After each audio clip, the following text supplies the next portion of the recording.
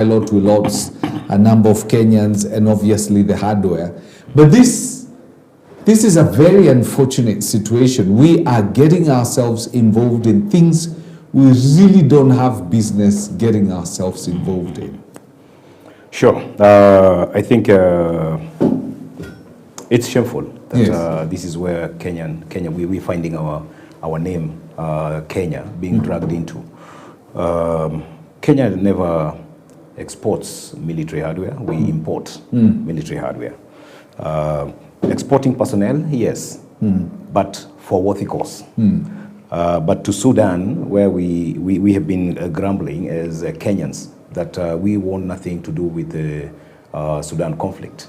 As Kenyans, I think it's actually rubbing in the wrong way because most Kenyans are not into the Somali thing.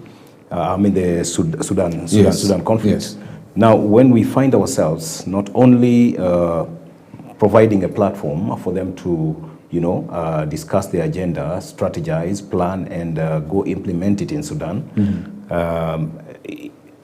some politicians try to defend this as people attacking the president, in an unwarranted way. But what is happening today with the military plane that has been blown up, it explains that there is an involvement in the Kenyan military in Sudan. Now that's somebody's son, who's died in what for what cause? For what cause? That's what I'm saying. We have been sending personnel for a worthy cause. Yes. This was not one of it. Yes. And that's why I'm saying that there is a problem in the leadership of this country, because when you lack the sensitivity of the will of the people who bear the sovereign power that you are exercising, that was actually granted to you by the owners of the sovereign power, the Kenyans. When you misuse it and they complain and you don't take heed, then something is wrong somewhere. And I must say that this blame does not squarely lie on the president himself alone, but I think even now the military intelligence is there to be blamed, because if military hardware is found out there, then the military intelligence ought to know what exactly is going on. The National Intelligence Service ought to know what exactly is happening. So it's that serious because our involvement, even if it's a personnel who had chosen to go to Sudan without the authority of the government, let's assume the government is not involved. It's just a plane that took off from maybe Wilson or wherever, because I can see it looks more like a Cessna. And a person goes to South Sudan to do that personal, individual, mission. Then I think the intelligence ought to have some information on this. If you look at that, if that story is anything to go by, it says senior government officials. It's alleged senior government officials are involved in this. Apart obviously from the publicly known President William Ruto is involved with the RSF. They are not escaping the purview of the whole hula baloo of Kenya involving itself in the Sudan conflict. They are still within that scope. I was only trying to, just split the scope and have them on this one side and try to see where exactly is the real failure. And when I was talking about some politicians defending, it is because I knew that, you see, it was the president who was being connected to the RSF leadership. Then all of a sudden, there are politicians who defended the cause. Then there came a time now the military hardware has been found on this other side. And military always run with military intelligence. I don't know much about it, but I can tell you I know that there is a military intelligence that is independent from the NSIS or works hand in hand with the National Intelligence Service, because that's how they interrelate. And all of them sitting in the National Security Council now poses that big threat to the sovereignty and the integrity of the Republic of Kenya. Now, what we are saying is that I think it has just taken a wrong course, And because the expose is explaining the deep things that are rooted in the relationship between the president and the leader of RSF. And I think as a wise advice, I think it's time that we desist from interfering with the sovereignty of any nation, being members of the United Nations Charter that declares so. And so when we tend to ignore all that, then I think something is not going well. And that's where you see countries being slapped with embargoes that were necessary, like especially if Kenya was to be tamed in that manner, then embargoes would actually follow, which is usually what happens when such kind of a thing is taking place.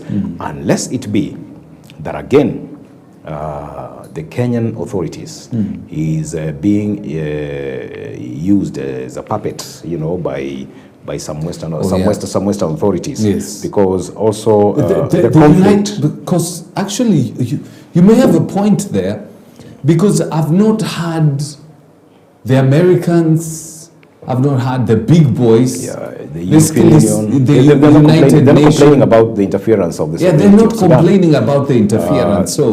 So that tells you there could be much to read out of these stories. But as the saying goes, time tells.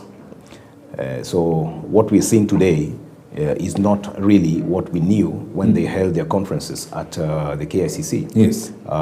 Now it's a lot more serious because it proves the crucial involvement of a country's security systems and apparatus, and that's what is we feel that maybe there is an involvement of the international community somehow. The international community using Kenya to destabilize Sudan. Yeah. Because the RSF, if you look at the track record of the RSF, it has a bloody track record. It's a bloody track record. These are the kind of people who the ICC are sent to arrest. Yes. But you can't hear the ICC anywhere. Yes. And you see, ICC is not as independent as it ought to be. Yes. Definitely, it works to the whims of some sponsoring international, community, because it's sponsored. Definitely, at the United Nations, it's who contributes more that has the power, that gets the power.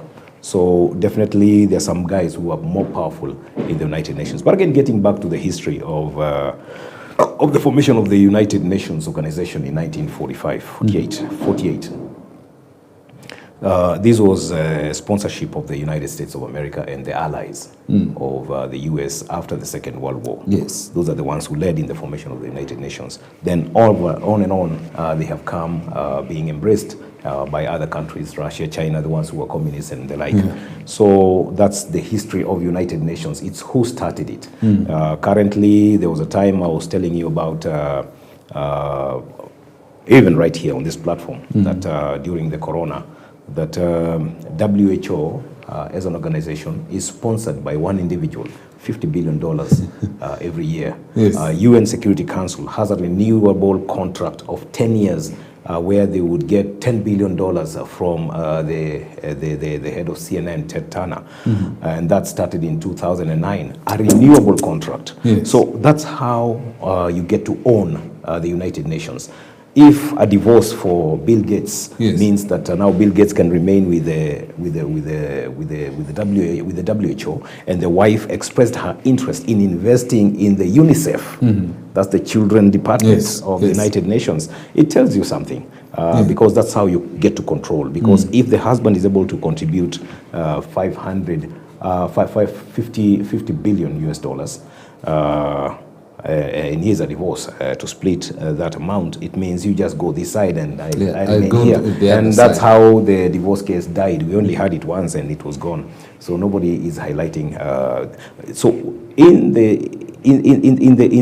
that global circle, this these guys, the billionaires, the multi-billionaires, and especially from the US, they don't escape the control of the CIA. So that's away from this one. What I'm trying to say, I'll just explain the United Nations that we have no power, much as we want to be in whatever department, but we are signatories, unfortunately, because we support whatever policies they come up with, yet the people in control are actually single individuals for specific governments. And you look at a country like Burkina Faso. Yeah. The Americans were kicked out of Burkina Faso. The French were kicked out of Burkina Faso. And this colonial master France has sponsored, together with Ivory Coast, individuals to try and take out Ibrahim Traoré. The young president from, the president of Burkina Faso. But they failed. But if you listen to the US military general talking about Burkina Faso, they've changed the narrative. They're saying that he's using the country's gold reserves to protect himself, which is a lot of crap. The problem is they are threatened by the wave of nationalism that has been started in Africa because of this one individual, Ibrahim Traoré, to a point whereby Traoré says he banned the exportation of gold out of Burkina Faso if it's not processed. France used to take all that and process it in France. And then they credit themselves as the source of gold. Oil, all these things. In a short while, in less than almost 2.5 years or thereabout, Traoré has been able to change this country, which was considered one of the poorest, into a self-sufficient country when it comes to food. They've started manufacturing electric cars on their own. This is a country that was torn to bits by war, a war that was being supported by France in the Sahel region, and they would pretend to be fighting the terrorists, and instead they are financing the terrorists to keep Burkina Faso, Niger, the Sahel region. The Sahel region unstable. That I remember hearing Ibrahim Traoré saying that at some point the forces in Burkina Faso had to borrow guns from Niger to come and fight, these terrorists. Yet the country has money. As in this colonialism has just got to stop. What you're saying is that colonialism continues as long as you allow it. Yes. And like the Kikuyu saying goes, what it means is that the lead cow or the lead sheep or the lead goat, which leads the goats, there's a leader of the cows, there's a leader of the sheep. If their leader is limping or is sick, they will not get to the greener pastures. It's the same thing. When the leadership is sick, you cannot really achieve your goals. Once upon a time, the former president, Uhuru Kenyatta, spoke about how we are going to deal with the debts of this country. And he was addressing the issue of the oil in Turkana. And truly, he never said there was no oil. Until he went to Britain and came back and said, we have not yet found oil. So what are the pipelines for? That the oil is not viable. They said the oil was not viable. It is not acceptable in the market. Which oil is it that is not acceptable in the market? When you hear these kind of things, it's not our president speaking. It's somebody in the West who had already told us where Zinjanthropus came from, and Turkana remains a shrine, yet Governor Nanok had already dug 600 feet and found fresh water. We should be pumping water from that side. Fresh. 600 feet is very shallow. Because in Nairobi, to dig a well and find fresh water, you'll have to break like 2-3 stratas of the rock foundations. You understand the rock layers. You have to crack at least 2 you know, to get to the fresh water, what you call now the mineral water. You cannot really get it at less than 1,800 feet. Now, 600 feet is what you're finding in Turkana. Yet it's the dry area, the driest area, the most dry area, and it's the place where hunger is a norm, you know. Yeah, and the same place we have oil. And I can tell you, these whole shenanigans of evolution, that we are the men who are the first people to be on earth, with a tail and you know, some claws, you know. When you describe me like so, I feel so bad, and that means that that's how we are mentally shackled by those who you're calling the colonial masters. I don't call them colonial master. I actually call it. It's demonic. Whatever they did was demonic. It was demonic. So these agents from hell, what they did was not so right. They really tormented Africans. They tortured them, and Ngugi wa Thiong'o said that yes, you may have broken the physical shackles. Yes. Okay.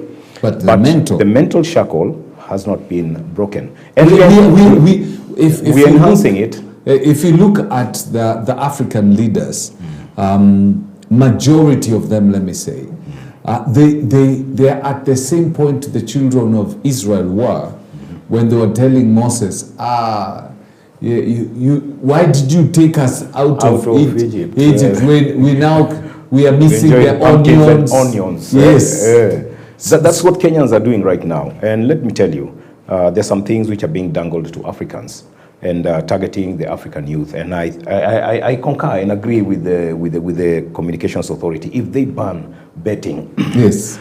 Because even betting, to me, according to the scriptures, is gambling. Yes, it is. And gambling is condemned in the scriptures. So we are practicing an evil thing. Definitely, it has an evil toll on our youth and the people who practice it. If and the people of the West have discovered, let's sell our football through gambling. And so our youth are so enshackled. Again, you know, they think the West is where we have the best, and the Western are the best people. We're not. When you begin to look down on yourself, you begin to lose what God has already put in your place. Look at it this way. We're just talking about oil in Kenya. Yes. If you mention oil today, it's a serious issue because there's some people who are still benefiting from that oil today. And I can tell you, I believe Lamu Port is still as busy, but if you'd have dug into the whole story, Lamu Port was necessitated by the oil that was to come from the northern region of this country. Yes. But you see, again, it's a strategy. Keep the people poor, let them stay at demand, then shield them from where you're doing all these projects. That's the way it happens in areas like Congo. Rebels are created. They just push the innocent civilians away from where the exercise is being done. There is a UN charter that we have agreed that I think is in the Security Council that you don't check military vehicles as long as they are affiliated to the United Nations. Yes. You don't check them, whether you are the military. In the DRC, so it walks in with sacks of maize and walks out with gold. That's how they work, and that's how they do it. So they don't necessarily, you don't see French military vehicles, you know, leaving some certain specific areas that have got gold mines. Yes. It's United Nations taking food to the villages. People are concentrated in some village somewhere, you know, to be fed and they're suffering hunger. And that's how Africans have allowed themselves. Now, kudos to Ibrahim Traore, because Traore, what he has done is that he has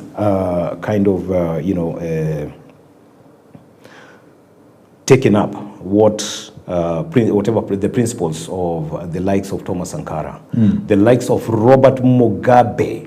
And let me remind you, Robert Mugabe is one of the African heroes. They call him dictator because he differed with them and he took his ground. Remember, when Zimbabwe was to get independence, they agreed on the vacation plan. Much as Kenyans did in 1961, But the president of the then president of the Republic of Kenya, Jomo Kenyatta, promised them that once I become president, we will not kick you out. Yes. And I don't know where that clip went from YouTube. It disappeared. We shall buy what you have. How do you buy something belongs to that you? was stolen from me? How do I buy it back? Or, I mean, under whatever circumstances, they have no right. It's for you to take it up, confiscate that thing. It belongs to the people of Kenya.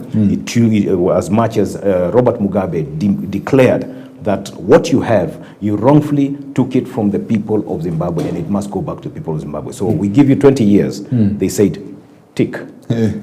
After 20 years, Robert Mugabe came back to them. That was the year 2000. I've come to collect. I've come to sign you off so that you can leave our country. No, we have invested so much. And I remember even the Queen of England, Queen Elizabeth, spoke. She was forced to speak because they're the ones who have invested in this gold and whatever. But they discovered there's so much in Zimbabwe that they can't leave. Mugabe told them, in 2 years, we are occupying. They thought it's a joke. Yes. We give you another 2 years. Yes. They thought it's a joke. And after 2 years, they occupied. Yes. When Idi Amin kicked out the Wazungus from his country, plus Asians who colluded with the British, he kicked them out. And anytime you do something that is right for your people, you're called a dictator. But by our current president, by what they are talking about, the imperialists. Our current president started on the same good, correct footing. Oh, that disappeared completely. I tell you, he started off as a Pan-Africanist. He started off as a Pan-Africanist, and the African leadership realized that, saw a team leader in him. All of a sudden, after the US visit, things changed. The Pan-African these days tag that we had ever talks about nothing about freedom, nothing about emancipating ourselves, nothing about using our resources for our benefit. You know what Traore is saying, and the likes of Magufuli were saying. It is no longer. What we are finding ourselves being used to do is go to Haiti, fight some criminals in Haiti. We go to South Sudan, assist the rebels. We go to Congo, find ourselves in conflict with the neighboring countries, the Ugandans and the Rwandese, for the who are in support of the M23. We find ourselves now, in conflict with them. I think there's something that is happening. Somebody is not fully in charge, and I believe we need to pray for the president to be in charge, being the commander-in-chief of the armed forces, Kenya Defense Forces. Yes. We need to pray for him because what is happening right now, as long as he stands as the president of the Republic of Kenya, then I think we need to pray for him, so that whoever could be taking advantage of whatever weakness or failures that are there, then that would actually change. I'm trying to use this in a very, as a very sober approach to this whole thing, because we need to have a remedy. We can't keep condemning every other time. Yes. Because sometimes we say, the book of Galatians say, who bewitched you? You started You started in the spirit. Now you've been perfected in the flesh. You're perfected in the flesh, and this is not the way it was intended. The president somewhat has lost it. And when you hear the likes of his PAs, his aides, people, CS is speaking out there doing some politics, is like there is no center of control that is full in command, and I think we need to pray for the president that sincerely we need Kenya back to ourselves. So we need to wash our hands off the Sudan conflict. We need to call back our boys and girls from Haiti. We need to do that kind of a thing as a retreat. Let's ask ourselves, what do we do? This is now where you talk of national dialogue. Yes. Not national dialogue to please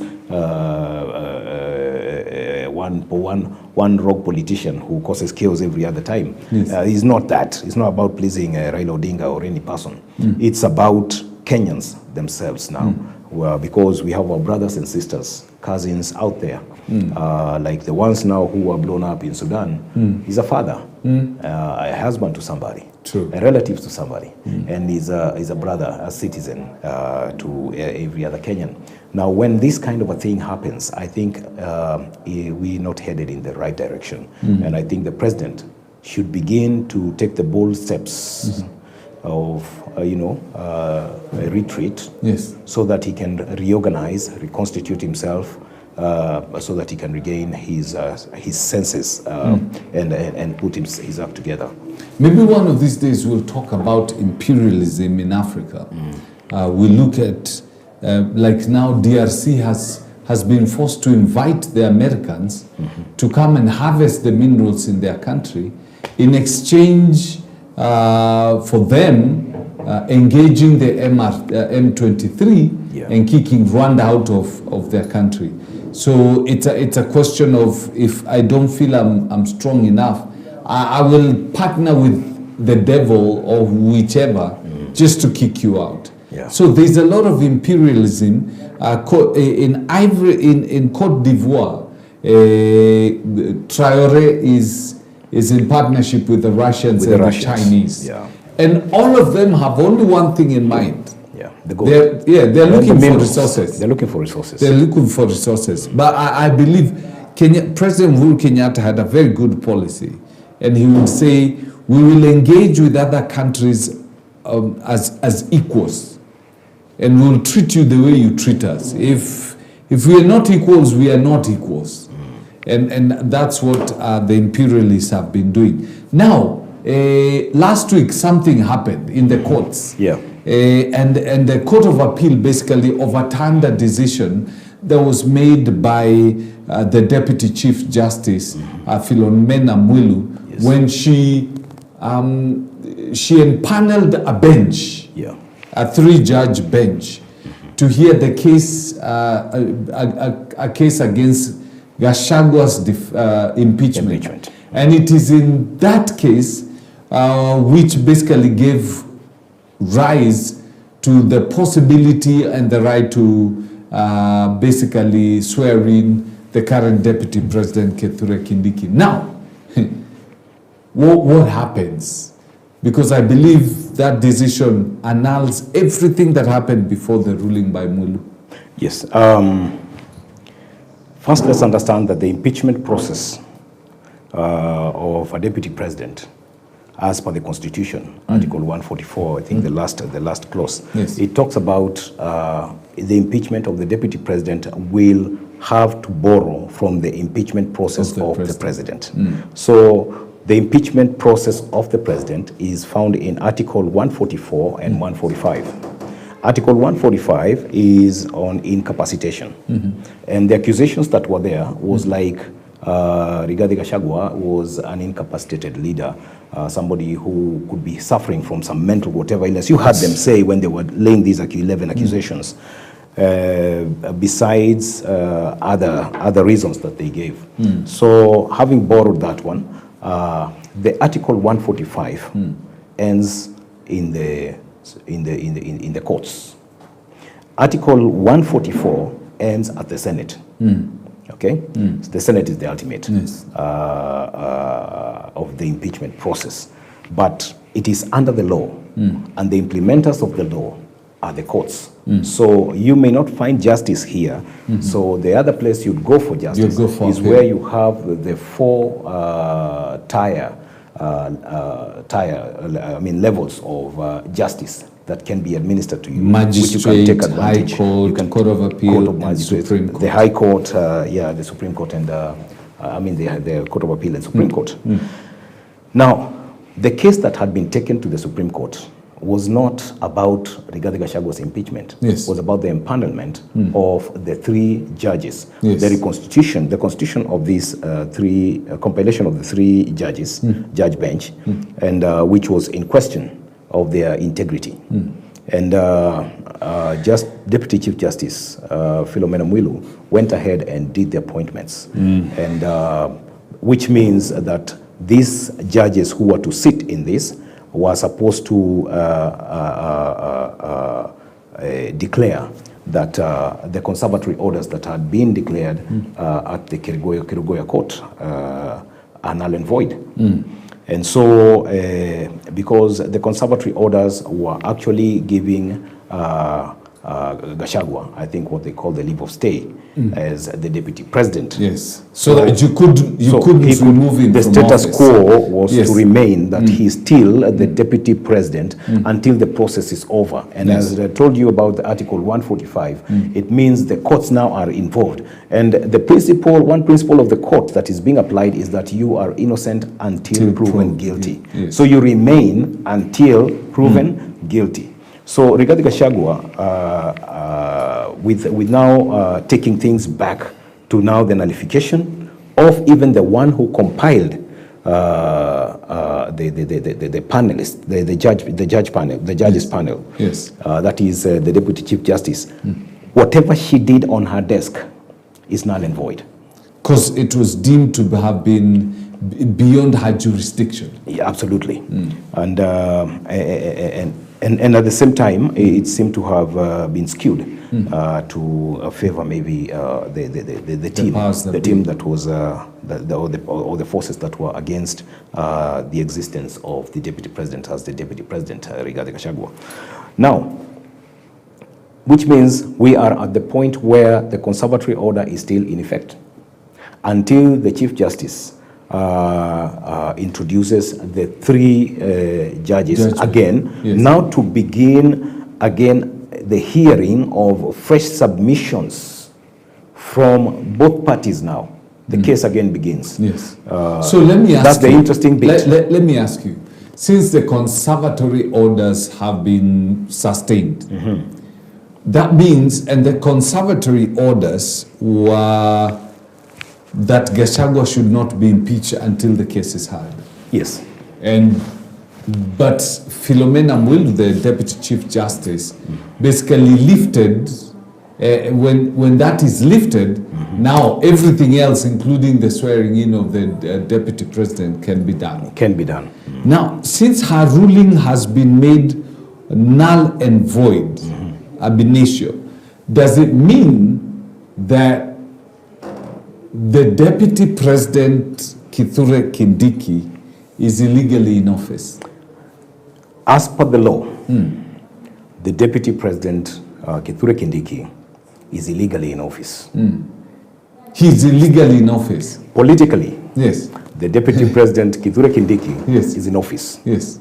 Politically? Yes. But legally? Using the political force, not the legal force. The legal force is not supporting or backing the existence of Kithure Kindiki as the Deputy President. Okay?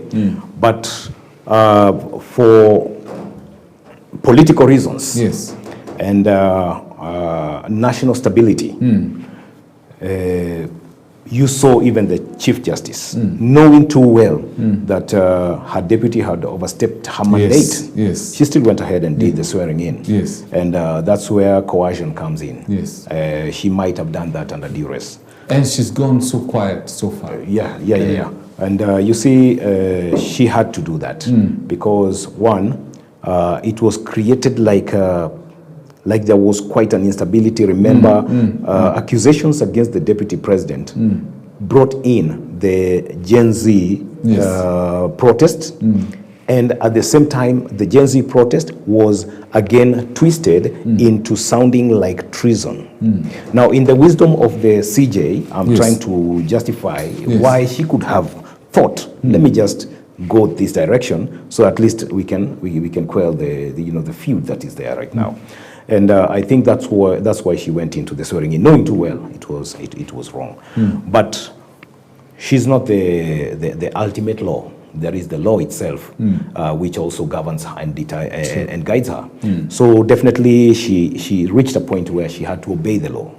And that's where now we are seeing that these organs of the law are seeing that there's something that is tainting their image, and they have to do things the right way. What do you see happening? Obviously, I can guarantee you I can even take 1 billion shillings to the bank. Kindiki is not leaving, he's not resigning. No, Kindiki is not resigning, and is not resigning. unless President William Ruto plays an ace card and declares that after negotiations, maybe with Rigathi Gachagua, that I have decided to, sack or sack. I mean, drop. I mean, sack Kindiki, sack the deputy president. Then reintroduce Rigathi Gachagua back into his fold. That is not in the interest of the people of Mount Kenya. True. Because one big mistake that the president did is allowing Rigathi Gachagua to test the backing of the people. Because now telling him to come back is inviting a rebel into your government. It is true. Because definitely he has already made up his mind. 2027 is a different ballgame. So he is not going to play your game. So definitely Rigathi Gachagua in his right senses might not really go for the debate, but the president will have to be softer on this and declare that he deserves every right to his pension. And so as it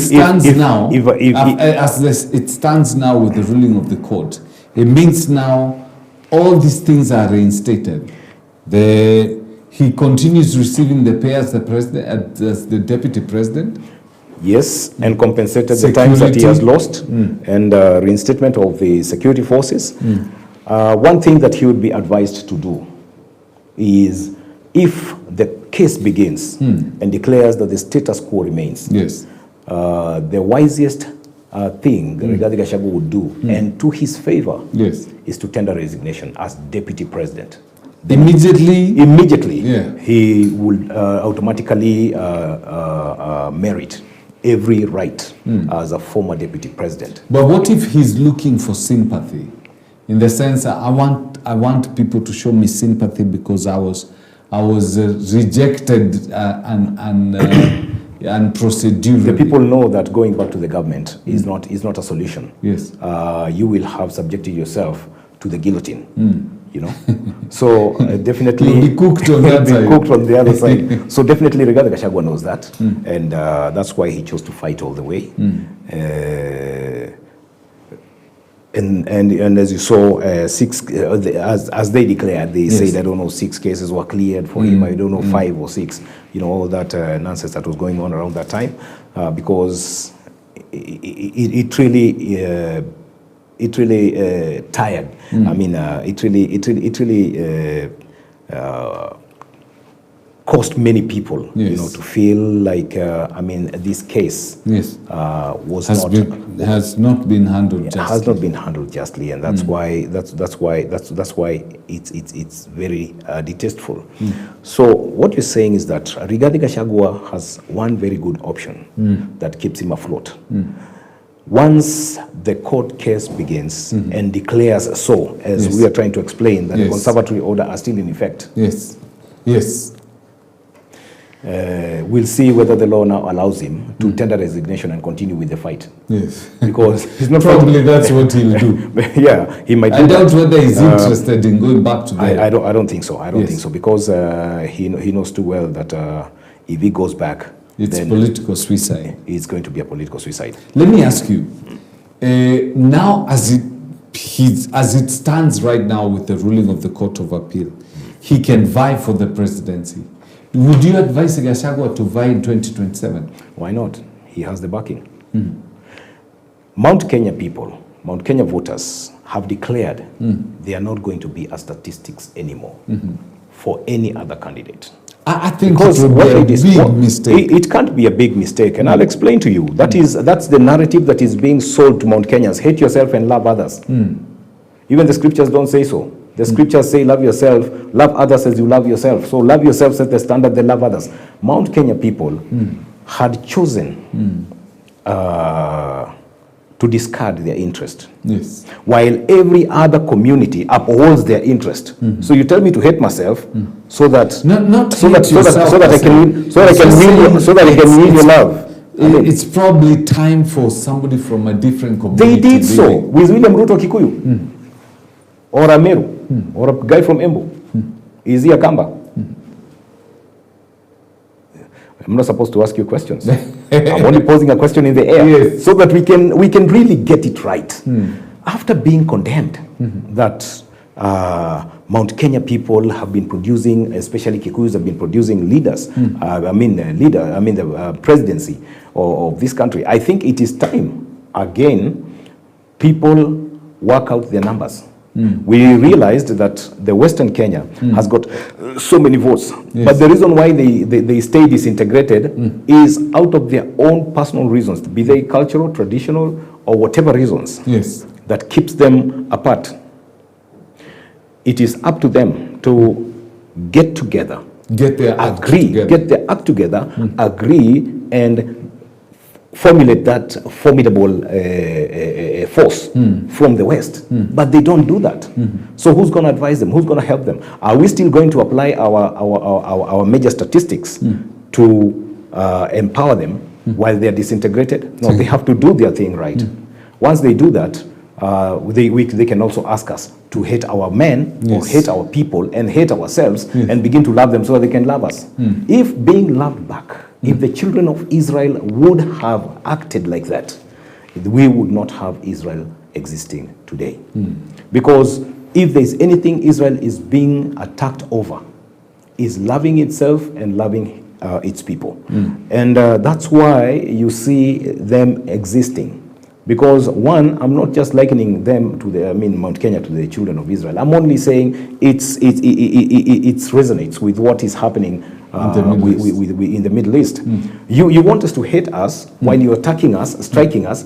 You saw what has happened with the politics of the moment, until almost Mount Kenya people are believing that if you're not in government, then you don't deserve the rights. Yet the Constitution says every Kenyan deserves the right to development, information, everything. In the Bill of Rights, you read all the rights that are there. They don't speak to regions, they speak to the citizens of this country. So when the citizens of Mount Kenya make a decision that we ain't going to be statistics for any community, that is so. Let us elect our very own, and I'm saying this because I come from Mount Kenya and I know what the decisions they have made. They will elect their very own, so that they can negotiate for their interest as with their own party, vehicle, son, and all these things. That's how it's going to be. Just the way you heard Gladys Wanga say, this is a Luo zone. What do you mean by Luo zone? It means this is a Luo zone, Israel zone. You know. And the UDA yellow were not to be found there, as they said, as they declared. Now, isn't that tribal? It is. So how come you're telling me not to be tribal? You, the same person, telling me not to be tribal, not to belong to a certain community, while you belong to yours and defend it with all gusto. It cannot work like that. Mount Kenya have learned that they must love themselves. Yes. Because if they don't love themselves, then... I think I've lost your sound there. Lost my sound. Oh. Yeah, I lost your sound.